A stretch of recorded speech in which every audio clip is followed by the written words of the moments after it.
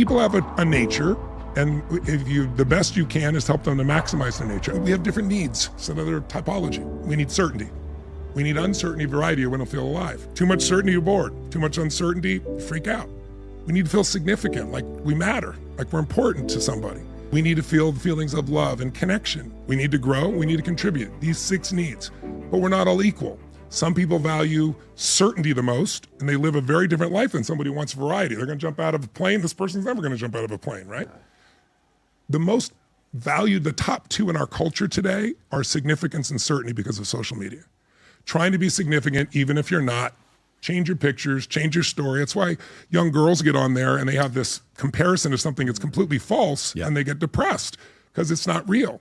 Everyone needs significance, but when it's at the top of your list, you either have to lie to yourself or have to push yourself at unbelievably intense levels because you're always comparing. If love is your driving force, you're always connecting. If certainty is driving force, you're trying to keep things the same, which of course life isn't the same. That's the number 2. So significance as a one is a problem. Significance because of social media has become the number 1 drive, not only in men, it usually is for men because testosterone drives that, but also for women as well. And then we want certainty. Well, the only thing that's certain is change, right? You know, that's how it works. So most people are really unhappy today because they either have to lie to themselves or they have to admit and keep around themselves people they feel more significant than those people so they can feel important. Of course you want to be significant. You are significant. But demanding significance is different than becoming significant because you've contributed massively to a human being or because someone feels your love. When someone feels completely loved by you and respected by you, you tend to become significant in their life in some way, right? It's the number 1 thing I hear in famous people. You know, I won the Academy Award, I did this, all this stuff, and now they're so unhappy behind closed doors. And the conversations we have is, they really wanted love, but they thought, if I'm significant enough, I'll be loved. But now everybody wants something from you. I'm sure you experience this, I do as well, but I expect it, it's not a big deal.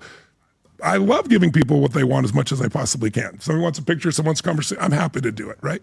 But when you're with your family, these people would say to me, I'm with my family, the people interrupt our dinner and they come up and they just want what they want, they don't care, they don't even know who I am. Well, they thought by being significant they get love, but by significant they're just getting more demands and requests, and it makes them miserable. So the answer to your question is, it depends on where they are and what they need. I'm there to try to help wherever I am. I'm not there to try and take responsibility for everything the person will ever do in their life. For sure, no, for sure. But the media might try to do that, but that's the media. No, that's no, what no. they're do. Listen, like they did that to Mike. I mean, it's absurd. I totally get that. And then in regards to Kanye and Kim, how different was that? Kanye is a very unique human being, to say the least. And the 2 of them have similar need structures, right? But they have different ways of meeting them. So you can become significant, think about this, by working harder than anybody else and building the tallest building in town. Right. Or you can blow up everybody else's building. It doesn't take a lot of intelligence, and now you have the tallest building, you're the significant one. Sure. You can tear other people down. Right. Everyone meets their needs in different ways. So Osama bin Laden and the policemen and firemen that gave up their lives, many of them on 9/11, they ran in the building knowing they could die. Why would they do that? Because their life was about service, contribution, and significance. But their rule to be significant was to be a hero. I'd be willing to sacrifice my life for a stranger to save a life. You can meet your needs in positive ways or negative ways. Osama bin Laden was one of 20 children. To get his father's attention was very, very difficult. He became significant overnight when he took his father's wealth, and he didn't do any battles. He brought that to Afghanistan, and boom, he went up. He developed the way to be significant as, I don't need to take risks. I send other people to kill themselves. And guess what? If others kill themselves and it does damage, then I'm a significant man. So 2 things shape us. We all want the same needs. The difference is, what are your top 2? If your top thing is certainty, you're moving this direction. If your top is variety or adventure, you move in this direction. If you want significance, you're moving one direction. If you want love, you're moving another. And sometimes we have conflicts in these areas, but also, how do you get it? Do you get certainty by eating? Do you get certainty by working out hard? And you feel great afterwards and you feel in control of your life? Do you get certainty by taking charge? You can meet your needs in positive ways, negative ways, or neutral ways. What I get people to see is, change is never about willpower long term. I got a lot of willpower, I know you do too. You wouldn't have done what you've done, but willpower is not enough. When you align your needs with something, where you start saying, by doing this, it makes me feel certain and I got variety, I'm growing. Like, think about your businesses. How many of your needs are met? How certain are you you'll find a way to succeed no matter what?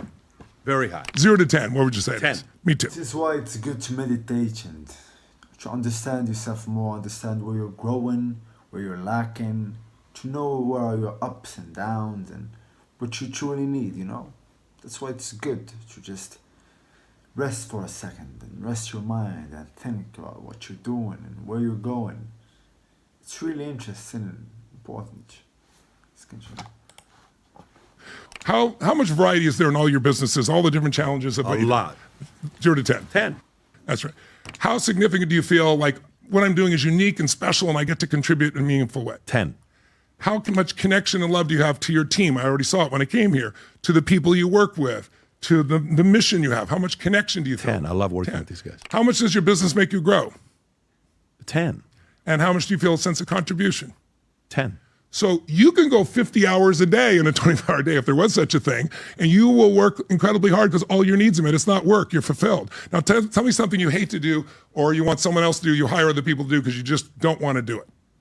Compliance, legal. I'm in the insurance space, so you're gonna have to go through that. So those are things I'll hire. Some of the stuff that has to do with operations, HR, I'll hire that out. So let's take one of those. Doing fundamental HR, certainty that you're going to enjoy it and you're going to do well. Personally, if you did it. 4. Variety in HR. 4. Significance of HR. 5. Sense of connection and love from HR. 4. Growth from being in HR. 4. Contribution in HR. 6. Okay. So you got almost everything sub 5, sub Yeah, 6, you got for 1, sure. right? You're not going to have any drive to do that. No. But I can take somebody, for example, who loves the clean house and you hate to do it, and I can find out how they do it. Absolutely. Because they're certain because they've done it so much. They get variety because every time they do it, it's a new mess, it's a new person.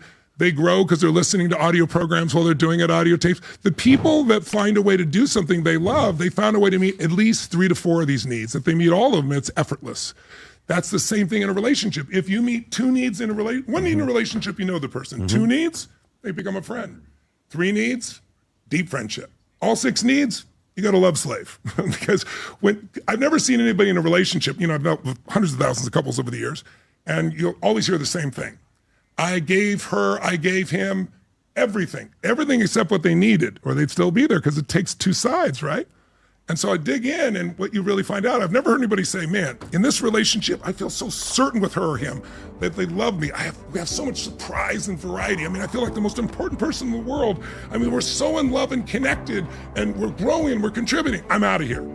It doesn't happen that way, right? Yeah. So when you understand needs, when something meets at least 3 of these needs, a belief, an emotion, a behavior, you become addicted to it. Whether it's a positive thing or a negative doesn't matter. You know, all of us as human beings, we all have an emptiness in us.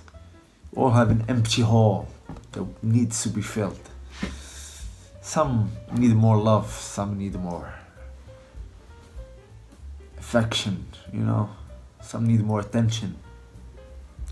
We're all lacking something.